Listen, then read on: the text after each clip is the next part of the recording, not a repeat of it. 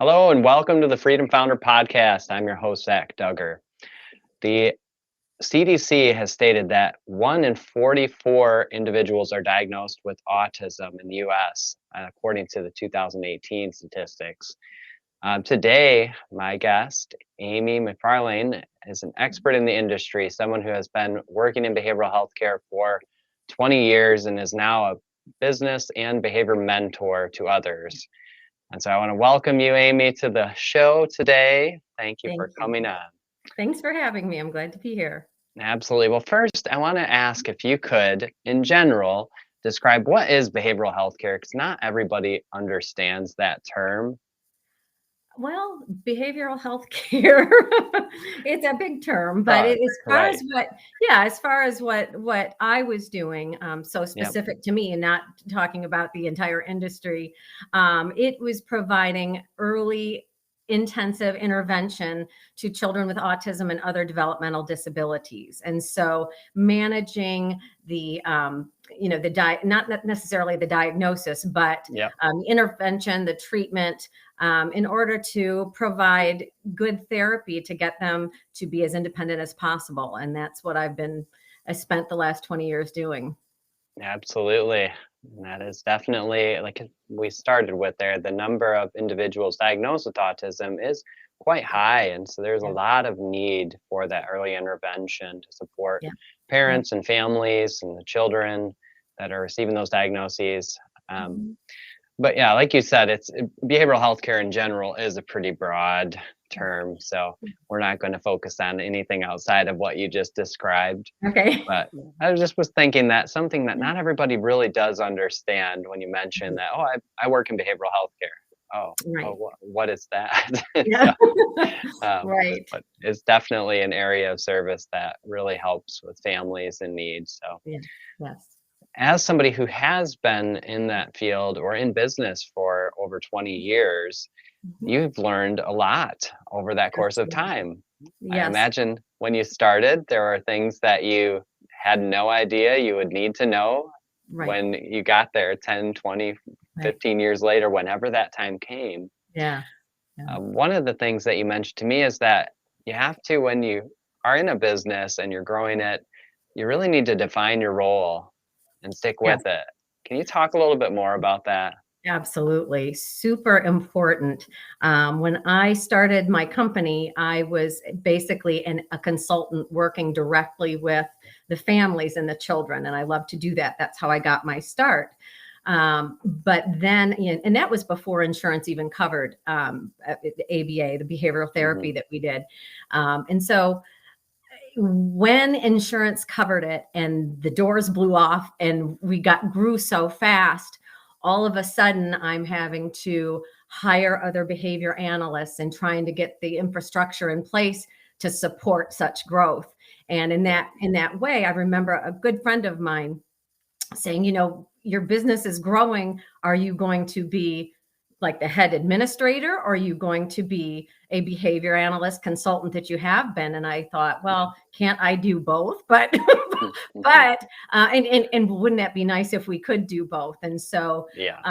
I said, well, I'll just see how it goes. But I think you need to have a bigger plan. Not that Hmm. don't necessarily know what's coming down the pike as far as the amount of clients you're going to get and all of that, but you have to decide where you're going to put your efforts as far as your role in the company, and then hire everybody else for the other roles, and then try to stick to it.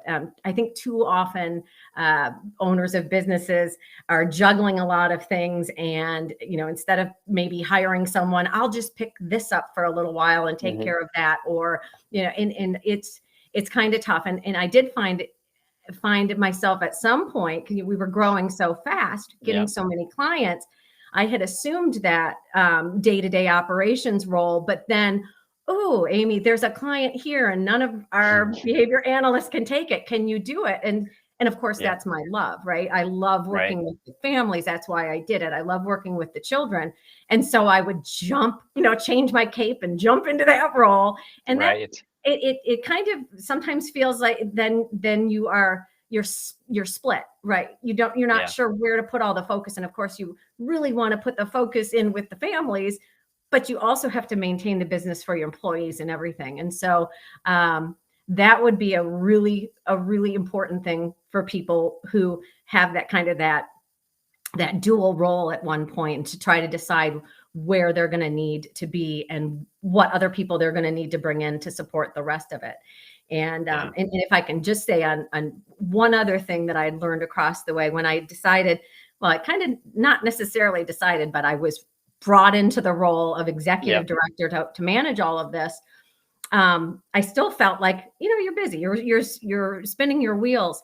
And in my mind, I think you have to decide whether you are a visionary type of person in that role, or the day-to-day ops. And I realized lots of us business owners are these visionaries that see these great big, like, this is what I want the company to be.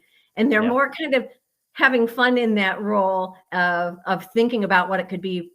And you really need a day-to-day person to work the day-to-day operations. So I found myself saying, at least I didn't have the resources to have both, like an executive director and me being visionary, but at least I knew that that was something I needed to watch out for, because the day-to-day, you have to keep up with it while your head's in the clouds thinking of all these things you could be doing. So that's kind of that's kind of a little more in depth on the role, but trying to uncover all the pieces.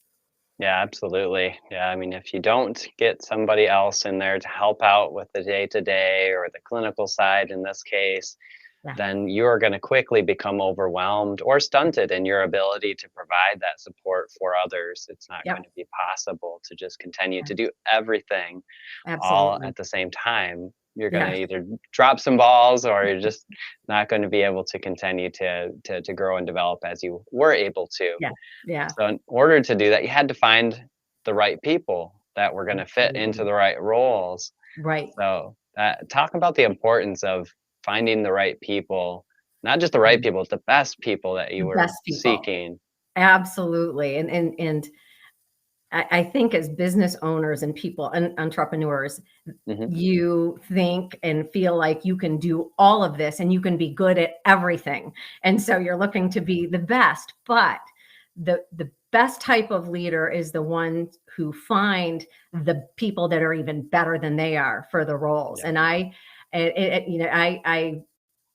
was always in awe of my people that I had put that did such a great job. My clinical director was awesome, and she was way better than me in certain things, so you have to kind of let your pride down and realize that the best of leaders are the ones that find the best people and put them to their potential, and they can sprint right ahead of you, and we're all happy for it because it makes the organization better. And you want to make sure you put them in the right role too, because there's often times where you might find a person and boy, you need to fill this role, but this person might be better for here. You don't want to take a person that's not meant for a certain role just because they're good and just put them in the role. You really have to find the best people and put them in the right seats. And if you don't, then you are dealing with it later. Yeah. Did you ever have to deal with that later? Yes. Yes. And I won't go into any details, but I mean, that initially sometimes the easiest thing that you can do is make a decision, not the best one, but it's done. But in a few months, you'll be revisiting it, and it's harder then. So make sure that you're making the right decisions, putting people in the right seats right from the beginning. Yeah. So you might not get it right the first time, but acknowledging that's your goal, that you can correct it later if you have to. But absolutely. Otherwise you're prolonging an issue that might continue to persist and bring a bigger issue down the line. So that's true. We've all done it. Yes, absolutely. I think that any business is in existence has hired somebody and then realized later that wasn't the best fit, or maybe over time, just as growth occurs, that person was no longer the best fit for that position, and it became clear, not always to that person, but to others, that it just wasn't the best fit. So it had to be decided. Yeah, absolutely. And along the way, you also get experience, and you can share that experience with others, as well as learn from others that you Mhm. are working with, whether it's your coworkers, other companies, Yeah. even competitors. And that's Yeah. something that Yeah. you have found was beneficial. And Yes. how what was that was gained from those interactions and those sharing of experiences, and Yeah. how yeah, Yeah, I'll back up to my pre-autism world. I yeah, was in marketing and sales. yeah, And and thinking of competitors was like, how are you going to get the edge, and how can you get mhm, up on them, and almost like in a sneaky sense. But you know, okay, right, but you know, with my company and meeting you, for example, mhm, technically a competitor, I found that everybody was there to support everybody else, regardless of whether you were competing for the same clients or yeah, it was so important to meet these people and mix with them and share your experiences, and then gain mhm, insight from them. And meeting you was awesome. And I think we had great times sharing yeah, what we're doing, what works, what doesn't work. And I just think it's super important to to keep that door open. And maybe just yeah, in this industry, it's not as cutthroat as where what I had come yeah, from. right, And really, when I started, like I had said, there was no insurance coverage or anything. yeah, So we had to, when insurance came, everybody's scrambling. Everybody has to get in networks they had never imagined having to go through that. And so right, essential to find other people who are going through the same thing and share it. yeah, It's not like you're giving away these super sensitive secrets or anything. We're right, all just trying to do the right thing, do it yeah, ethically, all for the client, to better the client. So yeah, that's kind of my take on yeah, support and competitors. And also along the way, and you meet people that you might have long-term mhm, relationship with, which is important. Now that I'm retired from the business, not necessarily working in that industry, I have a yeah, wealth of information and I'd like to share it. I don't want to just right, go away. And so, yeah, I've got people that I've met throughout the years, and mhm, and some of them have come back to me and said, could you mentor me and help me with this or help me with that? And yeah, it keeps you it it it it keeps you kind of in the game. I mean, you were in it for yeah, 20 years and then you're gone. So you've met these people, whether they're competitors or colleagues or company right, members, and you can share what you have learned with them. And hopefully that abs gives you a sense of satisfaction. absolutely, yeah, Yeah. yep, while Yeah. you're in it, it gives you that additional satisfaction, the relationship building. You also have that opportunity for some reciprocity. If you're willing to be share information, that other Mhm. person is more likely willing to also Yes, communicate with you on things that you might need some support with too. absolutely. And Yep. for anyone that does not know, I also was the owner of an ABA therapy company working with children with autism Mhm. over a period of about 8 years. And so we Mhm. had a lot of good opportunities Yeah. over those years. Amy and I could Yeah. collaborate and to share information and to learn Yes. from one another. Yes. So yeah, so Mhm. the value is added while you're running the business, but now is even extended beyond that to where Yes. you are able to share your Mhm. experience with others, that you're no longer having your direct involvement with the business operation, Right. but you can work in collaboration with somebody else who is, and the Absolutely. value from It's that get very value. rewarding. Yeah, Yeah, very rewarding. definitely. Yes. And as you mentioned, after being in a stage of retirement, it's not like you now have all this stuff that you're going to do that you don't want to do anything with what you did in the Right, past. right. And you're used to always being so busy and productive all the time, so you feel Yeah, like you need to do something, absolutely. and that's what brought satisfaction and joy. So you mentioned it already, but you have been continuing to do some mentoring Right. and business coaching, and Yep. just Yes. as something that comes up along the side. So Yes. if Yes. Enjoyable. Mhm. yeah, well, I have a question that I like to ask any guest that comes on the show. Well, it's two of them really, and I think the first, I feel Okay. like you've shared success tips that I'm going to go ahead and skip that one because Okay. it's usually success steps learned along the way, and you did an Right. excellent job at already sharing Oh, those. But good. in regards to the second, if Okay. you were to have been given, let's say while you were still in business operations, Okay. um, if you were have been given $1 million to invest in your business Mhm. and didn't have any restrictions to it, Mhm. what would Ooh, you have done? nice.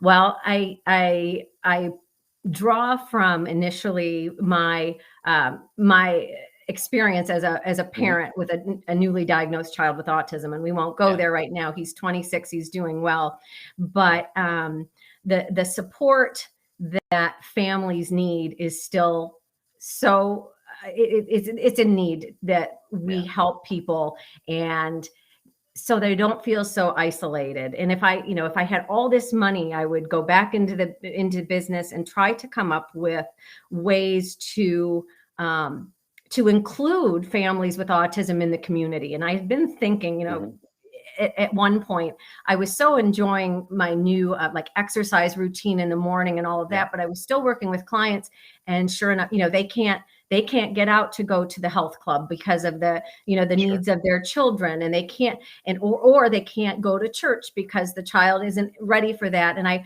so hmm, wanted to create either some kind of respite, real good respite going into the home, yep, or even I was thinking if we could have like childcare rooms where we could staff that so yeah, parents and family members could go into the community. They are not so isolated. They would have a right, place for their children to be where they would feel safe to take care of yep, themselves, just to be like everybody else and be able yep, to go to the grocery store and all of that. So like I think if I had $1 million, I think I would start trying to figure out how we could bring families in out of isolation yeah, into those things where they feel part of the community and they're getting some good self-care and not so isolated. So yep, that would probably, if I were still doing that, I would be yeah. focusing, I think, on that. Yes, creating those ways to help families to have Yes. their opportunities to additionally have self-care time Yes. and Yep. support that they may not otherwise have. So not everybody has Right. family members around or friends that are willing to help. Or, Absolutely. as you mentioned, kids do get older, and Right. sometimes those kids they might need a lot more support, and it Absolutely. becomes more challenging for somebody that used to be able to or willing to be able to come in and help out. So Yep. yeah, Yep. no, I mean that would be an amazing offering to be able Yeah. to add that, and I think Yeah. there's definitely a need for more support in that area. Yes, Well, definitely. if anyone wanted to get a hold of you and reach out to discuss business, mentorship, and maybe they're in that similar field and they are Yeah. looking for some additional support, Okay. how would they reach out to you? What would be the best way? Well, they could email me, and my Okay. email is Amy, AMY, at behaviorbiz.com. Okay. And yep, and you've got it up there. So yep, that's it. And of course, I mean, I can give phone numbers or all of that, but I'll be able to talk to someone right off the bat if they email. Perfect. All right. Mhm. Amy at behaviorbiz.com. So if you want Yes. to reach out to find more information about what Amy's currently doing, Yep. then do please reach out. And Mhm. so I wanted to thank you for joining me today and sharing a Mhm. little bit about your experience. I think we can all gain insights from those that have done it before us and Yeah. have Yeah. motivation through their work as well. And I've always Great. been impressed by the work you've done, as well Oh, as appreciated that willingness to be supportive and collaborative. So thank you for that as well. you're welcome. Thank you so much. It was fun. Absolutely. Thank you. Bye. Bye.